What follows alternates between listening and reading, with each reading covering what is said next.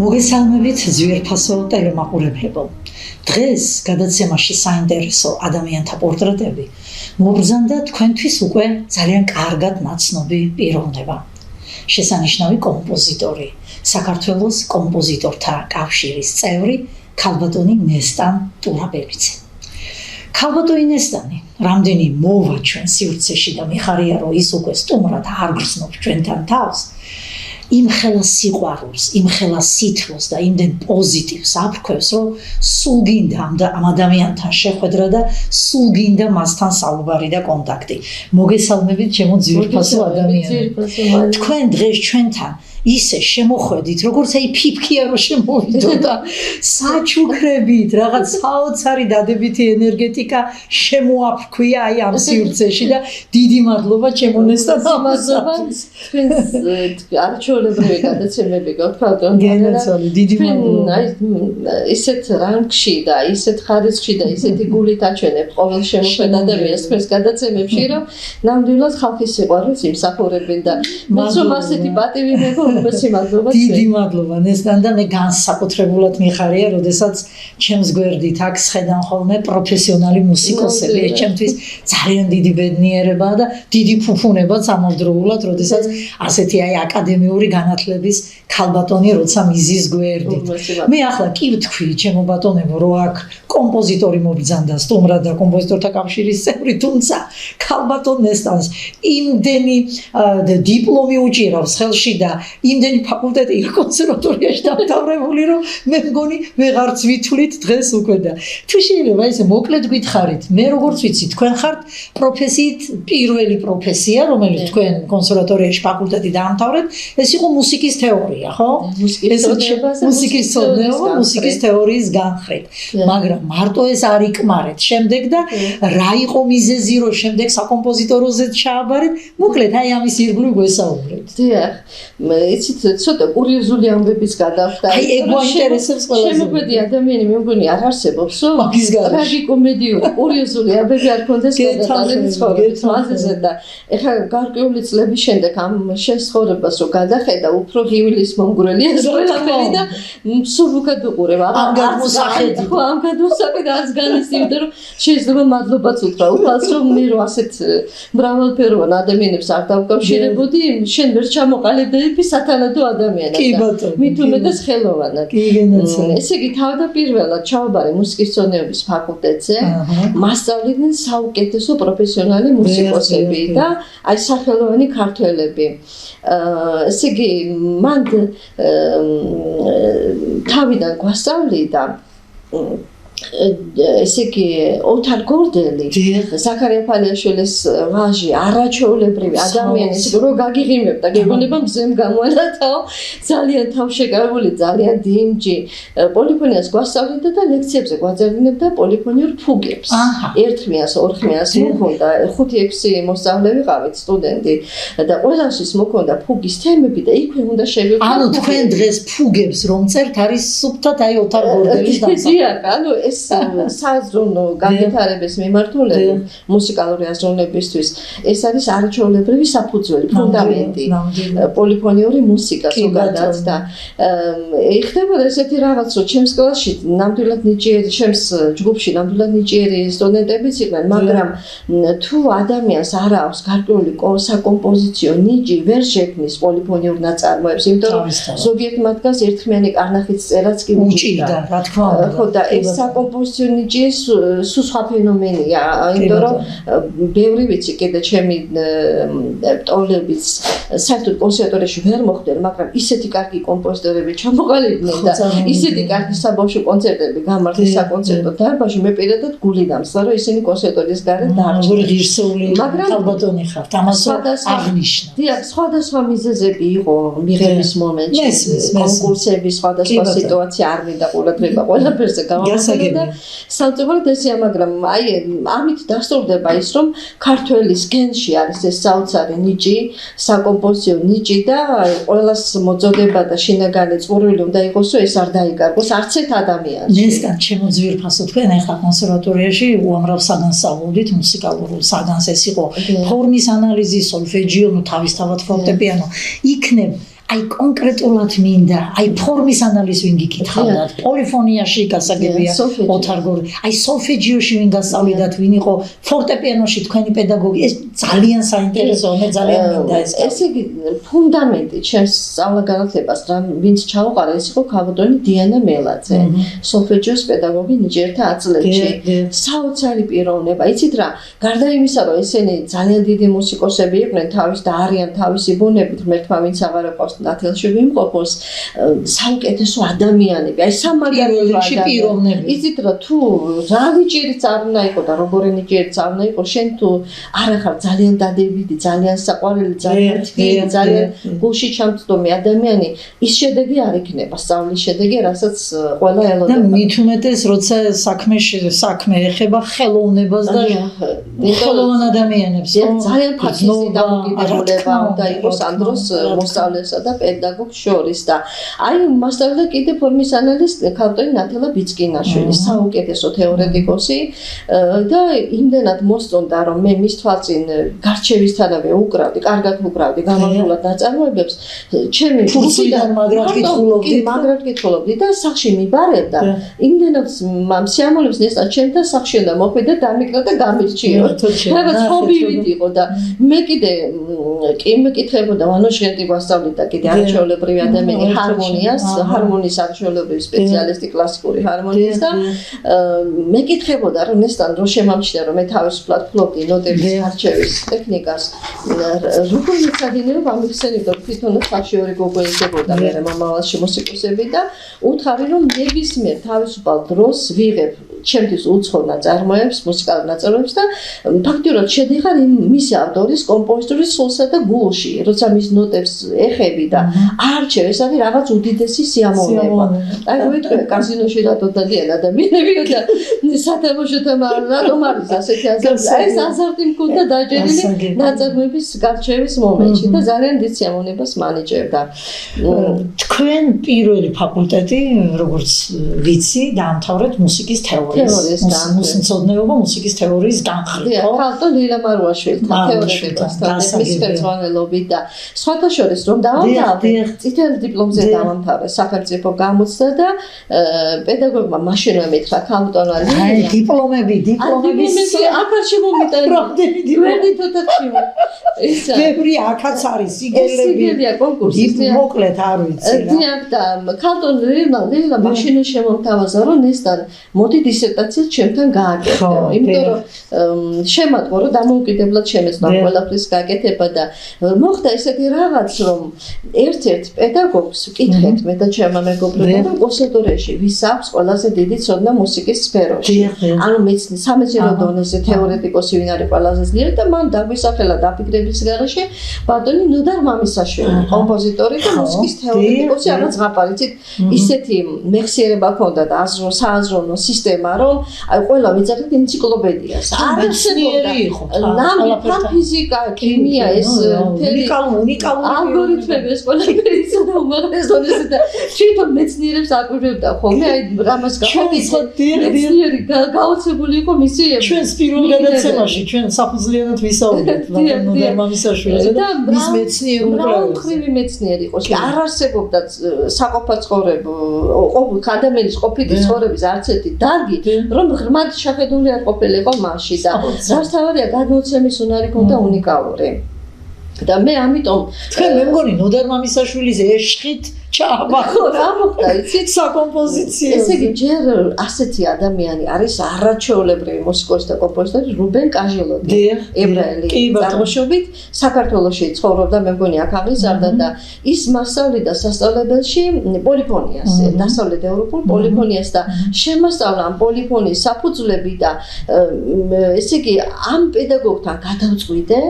რომ მომზადებულიყავი კონსერვატორიისთვის არა და დარჩენილი მქონდა ერთი თვე ესე იგი ერთ ფაკულტეტზე მივიღე წითელი დიპლომი მუსიკის თეორია როგორც მუსიკის თეორეტიკოსმა და პედაგოგმა ამ დარგის და ერთ თვეში უკვე მისაღებ გამოცდებზე უნდა გავსულიყავი მაგრამ მე მივედი სასწრაფოდ ბატონ ნოდართან და ესეთი პირობა წავუყენე რომ თუ თქვენ საკომპოზიტორო კლასში ჩამრეცხავთ მიმიღეთ იმ შემთხვევაში ჩავაბარე საკომპოზიტორო სხვა შემთხვევაში არა, თუმცა აღარ მინდოდა ეხლა შემთხვევაში პედაგოგებთან მოხვედა და დამეცახმა. კარგიო და მოხდა ასეთი რაღაც შემიყვანა პროექტორმა რუსუდად წურწუმია, ძალიან არაჩვეულებრივი ქალბატონი მეცნიერია.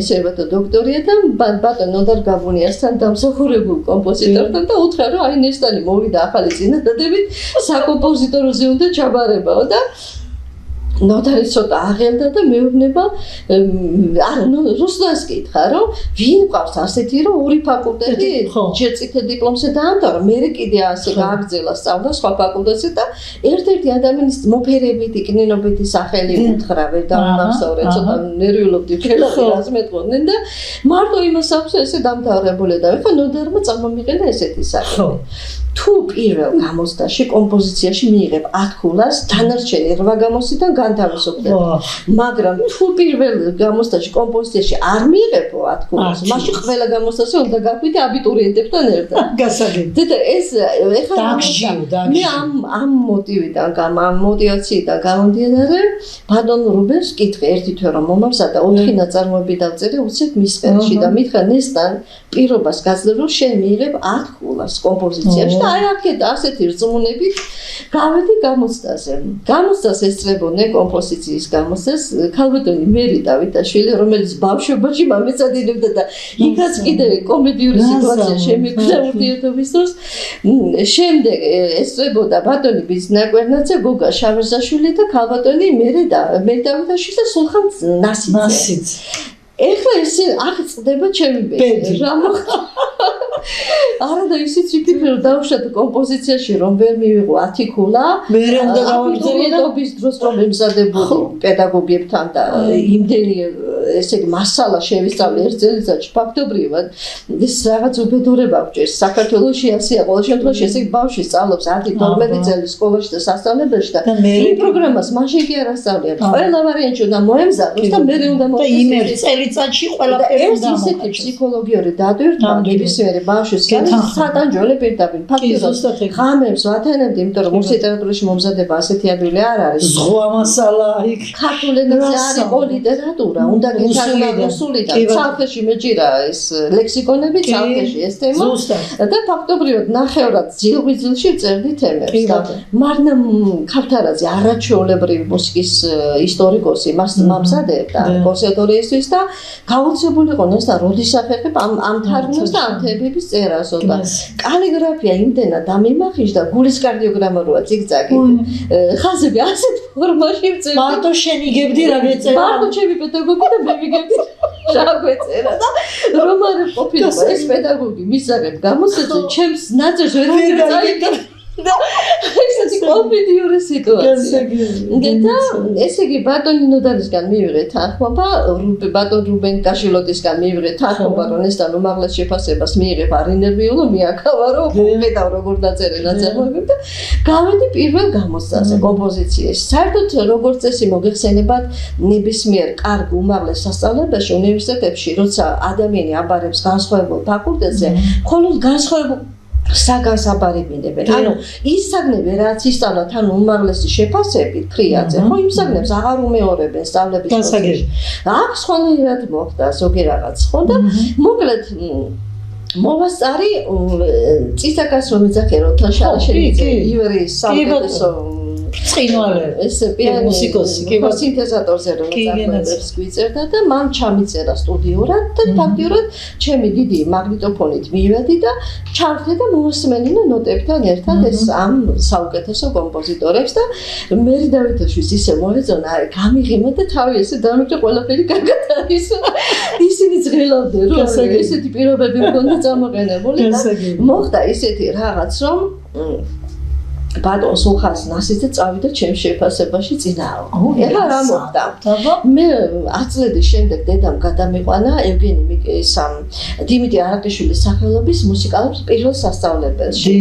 და მან გვასწავლიდა ჩვენ ცნობილი კონცერტმეისტერი ქალბატონი ლია ხუგაშვილი.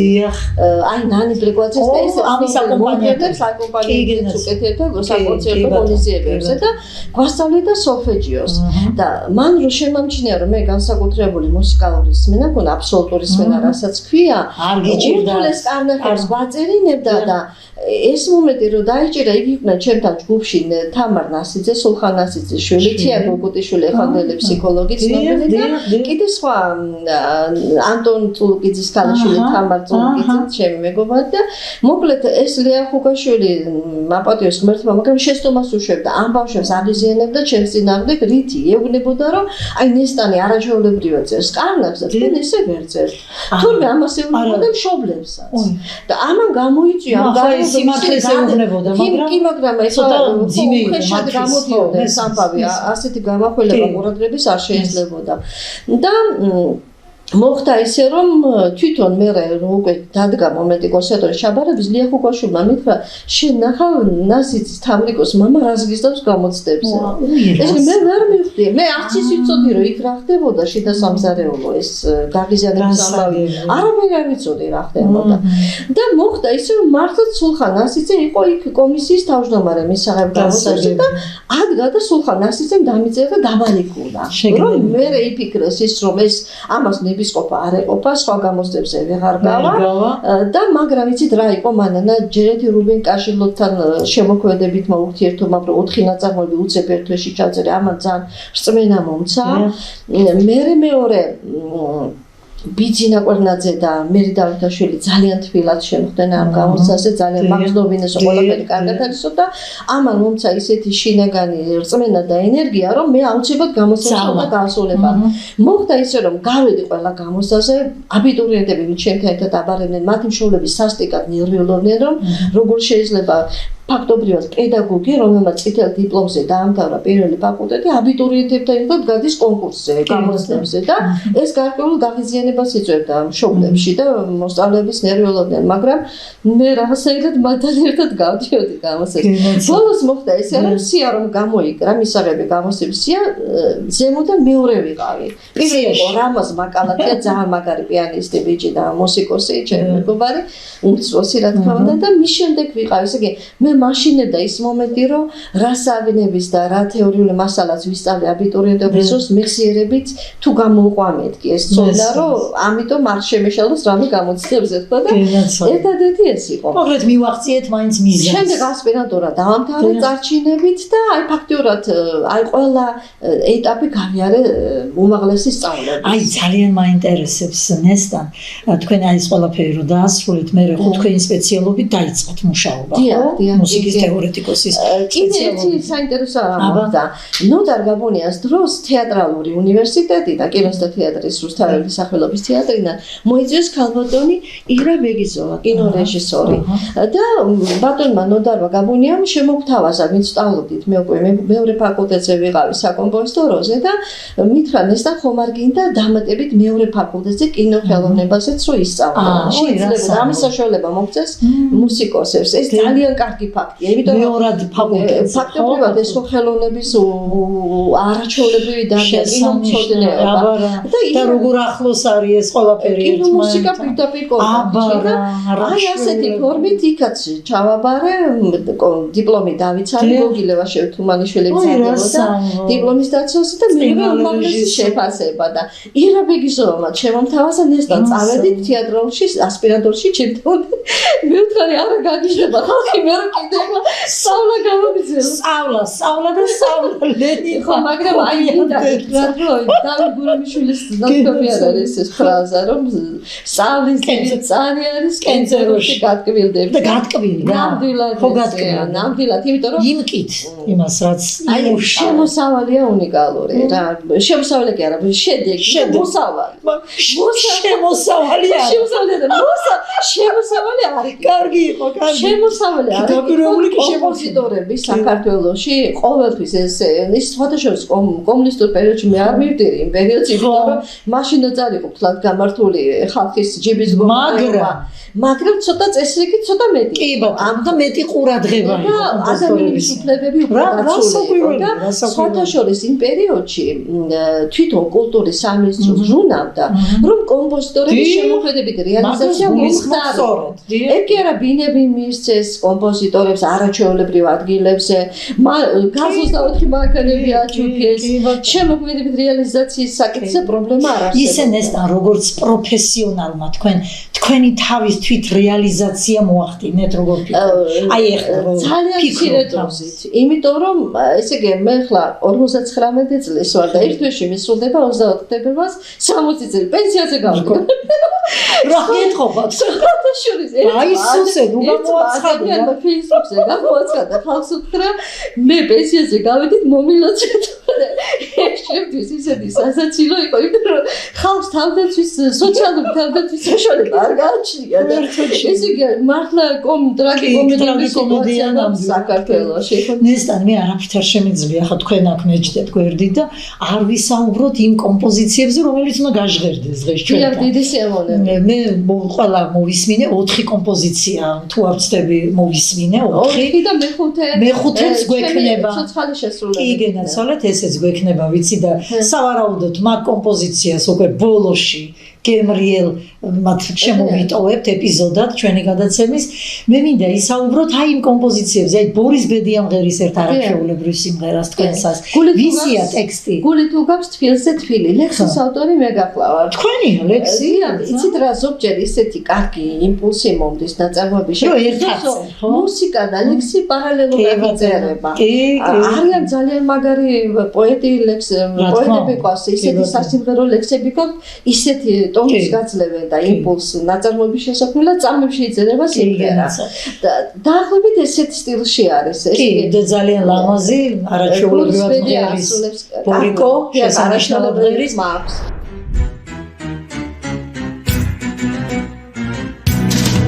გული თუ გაქვს თბილზე თბილი, სიყვარულზე იმღერებ, უფლისად მირწმენის მადლით, სხვებსაც ხომ ამღერებ. სამშობლოსთვის დავდადებულ გმირებსაც ხომ უმღერებ, ბედნიერი მომავლისთვის სიკეთეს გააკეთებ. ნაკადული მოჩუქჩუხებ, მზის სხივებმა გათხოვ, შენი გული მოალერსე, ვარდის სურნელმა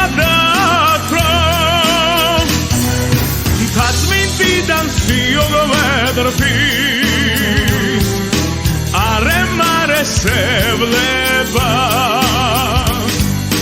საფირუზის ფერი არის ლურჯის ღვაწი გვემფერება სვეტით ცხოვლის დიდ ტაძარში უფლის კვართი მაცაფქვევს თამარ მეფის სამშობლოში რუსთაველი ღიღინებს მოკლასისთვის სიყვარულში დედამიწას სიღვიძებს ერთგულების გზად დახიდად მეგობრობას იმარჯვებს ნაკადული მოჩუქჩუხებს მზის სხივებმა გათხოვ შენი გული მოალერსე ვარდის სურნელმა დათრო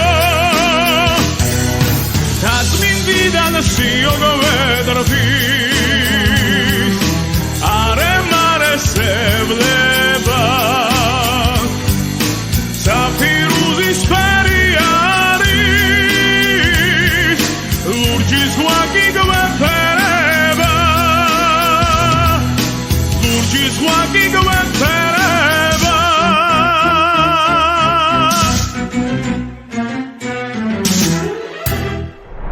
ჯარბაძე ასრულებს კიდე 11 წელს გოგონა მომეყვანა დედიკო იქ ცოცხალი ბენდი უკრავს ხო ზიან მოახერხეთ ეს დიდი ფუფუნება ქართულმა ნაზიმეს მოახერხათ თავისი საშუალებები და ცოცხალ შესრულებით სტუდიაში ჩავწერეთ ამ 11 წელს გოგონამ ერთ თვეში შეისწავლა ეს სიმღერა სტუდიური ჩანაწერის გავაკეთეთ და აი დღეს გვაქვს საშუალება ეს გავაჟღეროთ პატრიოტული სიმღერა კი გენაცი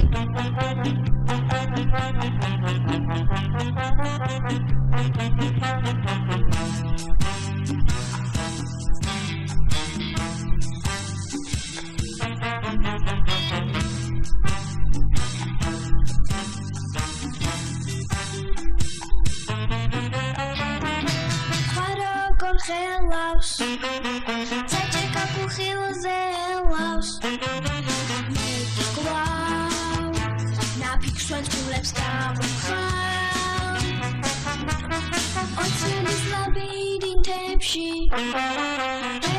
ეს მრების ყვალდა ყვალმომავლის და ვერავინ შემაჩერებს ის მშობლის მიწას ნუეხები ის მშობლის გვარდი ჩვენია საქართველოს ჩვენ გვაუბალს ვაბედრებ საქართველო უკვდავია მიწას ღვამათაბაიველი უფლისგან ჩვენთვის ბოძებულია მამულის მომავალს უბალს ვაბედრებ საქართველო უკვდავია როგორ ხელავს ჩაჭეკა ხილზე ლავს ნაფიქსვენ გულებს გავხარ ოცნების ლაბირინთებში ვერაგის მრების ყვალდა ყვალმომავლის იმეც მიუყვები და ვერავინ შემაჩერებს ის მშობლის მიწას ნუეხები ის მშობლის გვარდი ჩვენია საქართველოს ჩვენ გვაუბალს ვაბედრებ საქართველო უკვდავია მიწას ღვამათაბარიველი უფლისგან ჩვენთვის ბოძებულია მამულის მომავალს უბალს ვაბედრებ საქართველო უკვდავია მამულის წლის გმირებმა გვათავი გაცინეს ალგეთ ყლავ ლეგოდიზები მე ჩემი სამშობლოს ბუნება მოიცავს სამშობლო ჩემთვის მოდან ყველაფერია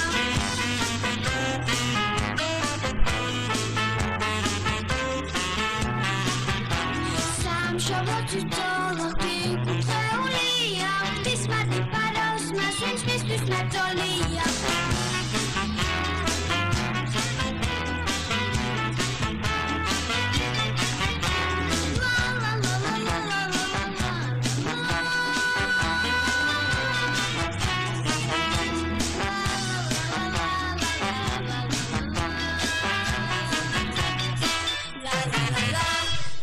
კიდევ წარმოგიდგენთ ყარაჩუხელის სიმღერას არაჩვეულებრივი მომღერალი ყავდა გარდაგვეცვალა ახალგაზრდა კაცი ბატონი ლევან გულიაძე. ასეთი ფოლკლორული ანსამბლი იყო ნაკლებად ცნობილი საქართველოში. ზოგადად გულიაძეები ძალიან მუსიკალური გვარია. გურული ადამიანი. ძალიან და ხარება და გუგია ესეთი ფოლკლორული ანსამბლი იყო ნაკლებად ცნობილი. ნუ არის ესეთი ანსამბლები სამწუხაროდ ჭრილში რო არიან. ჭრილში არიან და არ არის ესე სისტემურად არ არის მოწყობილი ჩვენთან კულტურის მიმართულებით ისე სიტუაცია რომ ხელოვანი ადამიანებს გზა გაიხსნათ შემოქმედებით ასპარეზზე და არ იწვანონ და არ ენერვიულონ. და ეს ანსამბლი ძალიან ხშირად კონცერტებს მართავდა ჰოლანდიაში.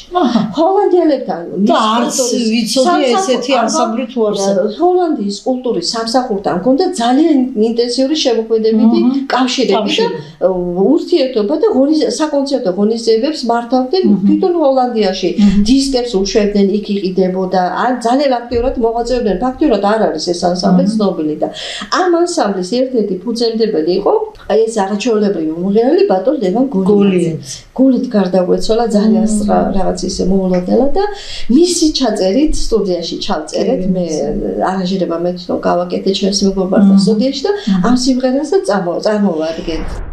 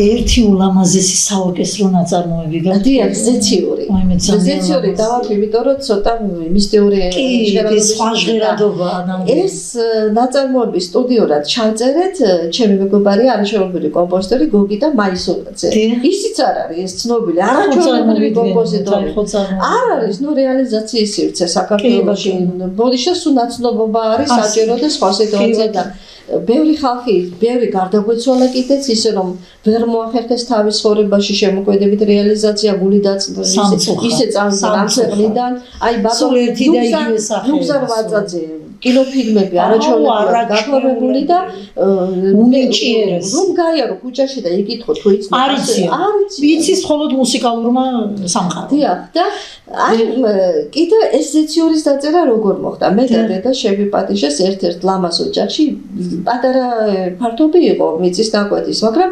ულამაზესი ბაღი იყო გაშენებული და მაგიდასთან სადაც მიგვიწვიეს პატარა მაგიდასთან ყავის დასალევად იქ შევამჩნია რომ ბროწეულის ხე ტონები იყო დაძნული ქალის ულამაზესი თმის ნაძნავისავით. ასეთ ისელამაზი არ მინახავს და ეს თვითონ ფოთლების ნაწილი ზედა განეყოფის სულ კერძეროში იყო მოქცეული. აი ეს ღეროები ისელამაზად იყო დაძნული. ეს რაღაც საოცრება იყო და ეს დაინახეთ თქვენ. და შევამჩნიე რომ გამაოცა და იქვე შევამჩნიე ულამაზესი მინდვრის ლამაზი ფერადფერადი ყვავილი. აი ამ ორმა ბუნების პეიზაჟმა, აი ამ მოგცათ გარემო იმპულსი მომცა სახში რომ მივედი გეფიცებ ძლივს მოვასწარი ჩაწერა ნოდე. გენაცვალე. ეს არის ნამდვილი შემოქმედებითი ადამიანი და შინაგანი სამყარო. მე შედოდა რომ არ გაქცეოდათ. მეხსიერებიდან და ეხლა უკვე აღარ არის ეს პრობლემა. კომპოზიტორებს მობილურ შრიფტებს წამოწევენ. აი მე იმ წუთში ჩაწერება რა თქმა უნდა ეს ძალიან დიდი ფუფუნებია. ნოდა მამისაშვილმა მითხრა ჯეფასომანენა რომ ყველაზე საინტერესო არისო პირველად რომ დააფიქსირებო პირველ მოცემულობას ის მელოდია და ის ყველაზე იმიტომ რომ მეორე მესამე ცოტა იცვლებაო რაღაცეები და რა სწორად ხო მართლაც ესეა ზუსტად ეგ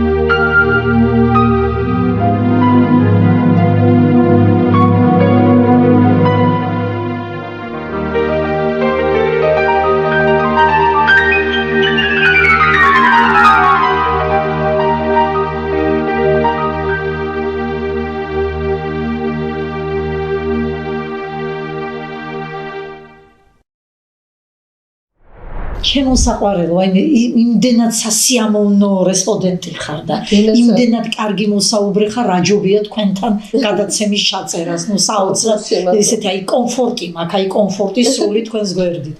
დღესდღეობით რაზე მუშაობ? თქვენ ისეთი ხართ, აი ენერგიით სავსე ადამიანი და შემოქმედი, რომ არ შეიძლება რომ დღეს რაღაცაზე არ მუშაობ.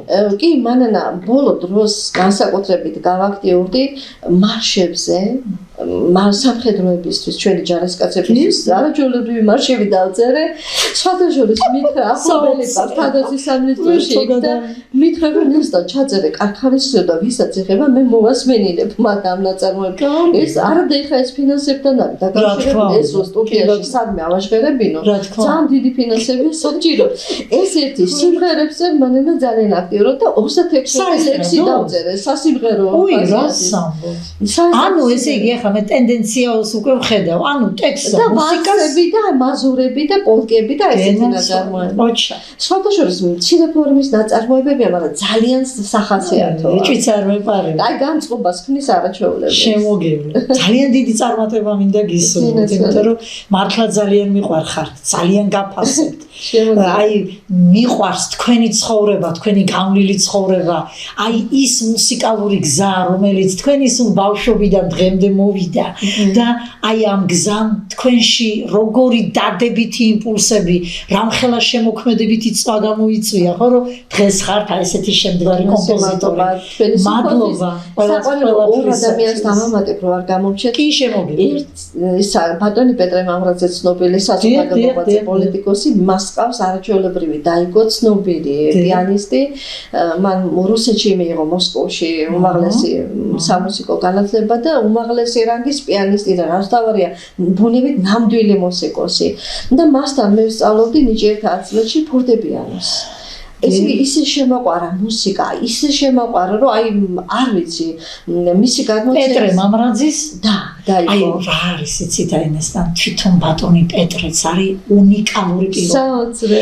აქ მოდის ხოლმე და ისე მიხარია, როცა მოდის ის არის უდახვეწილესი ინტელიგენტი. ამ დედმამიშვილებს კიდე მესამე დაიგო ყავთ რუსუდანი ღმერთმა კარგად ამყობოთ და მამი ყავდათ პროფესორი საოცრად განათლებული ინტელიგენტი ქართველი. აი ხო ხედავთ საიდან მოდიან. დიდი ინტელიგენტების ოჯახში აზდილი ოჯახია და ყავდათ ქალბატონი მათ ბატონ პეტრეს და ქალბატონინოს მამი და ქალბატონი ლიზიკო მამრაძე. ეს არის პიანისტი და პედაგოგი სასწავლებელში და ანასტასია ვისალაძის ცხოველის საფორტეპიანო სკოლის წარმომადგენლობა და იმ ხას გაყვნენ და ესე იგი როცა ქალბატონინო მამრაძე მიემართებოდა მემგზავრებოდა რუსეთში და სხვა ქვეყნებში საფორტეპიანო კონცერტებზე ქალბატონი ლიზიკო მამიც ადინებდა მის ნაცვლად და ისეთი ენერგია მომცა აი საფორტეპიანო სწავლების მანამდე აწლედში არ დავასახელებ შეგნებულად ერთი კარგი ადამიანი, მაგრამ ნაკლებად პიანისტი მასწავლიდა ფორტეპიანოს და ხელი ვერ დამიყენა სათანადოდ ინსტრუმენტზე. და დაჭიმული ხელით უკრავდი. ეს უკვე ძალიან დიდი პრობლემაა მუსიკოსისთვის და აი ნინო მამრაძე მასთან რომ მივედი უკვე ზედა კლასებში გადავედი მასთან პატარა ბავშვივით დამიწყო მეცადინეობა, რომ ხელი რომელმე სწავლად დამიყენებინა ინსტრუმენტზე და სხვათა შორის ესმე ხელს მიშლი და უკვე როგორც კომპოზიტორს სათანადო დონეზე შემეცვლებინა და აი ეს ორი ადამიანი ისეთი უმციკლო და საოცარი პროფესიონალი რო არის. გასაგებია და ესე ძალიან დიდი ნიჭი და უნარია ჩემონესთან, რომ აი ეს ადამიანები არ გავიწყდებათ და ამას უმადრით ყველა. სხვათა შორის ჩვენმა გენიალურმა პიანისტმა ქალბატონმა ელისო ვისალაძემ თავის გადაცემაში ტელევიზიით განაცხადა, რომ მისი ოჯახის წერას გონი მის წერსაც მის დედიკოს თუ აცდები, იგივე პრობლემა ჰქონდა პედაგოგმა ხელის წარმოვიდგენ დაუყენაო და ჩემი დედიკო იმიტომ ვერ გაყვა მუსიკა. წარმოვიდგენია. აი ეს არის ძალიან დიდი მნიშვნელობა ამას, იმიტომ რომ თუ თავისუფლად აქ ყველა დისტანციებია დასაცავი, ეს რა ადგილზე უნდა იყოს, ეს ადგილი რა ადგილზე. ამიტომ აქვს მნიშვნელობა ყველა წერტილს პედაგოგს. ხელის წონა და სიმძიმე გადავიდეს თითის წვერებში. წვერებში უნდა წავიდეს და აი პატარაობიდან უნდა ამას უდიდესი მოგალმების მიქცევა. გეთანხმებით. დიდი მადლობა ყველაფრისათვის და მე მინდა ახლა აი როგორც აღნიშნე ბოლო გემრიელი ისეთი ლამაზი კომპოზიცია დაუწყოთ ჩვენს მაყურებელს, სადაც ჩვენი უნიჭიერესი ნესტან ტურაბელიძე ცოცხლად ასრულებს თავის არაჩვეულებრივ ნაწარმოებებს. ტანგო. დიდი მადლობა. შეხვედრამდე ჩვენ ამით არ ვშვიდობებით ერთმანეთს. ძალიან დიდი მადლობა თქვენს ტელემაყურებლებს. ერთმა სიკეთე და სიხარული არ მოგიშალოთ. გაიხარეთ. წარმატებები კვლავაც და კვლავაც. უღრმესი მადლობა.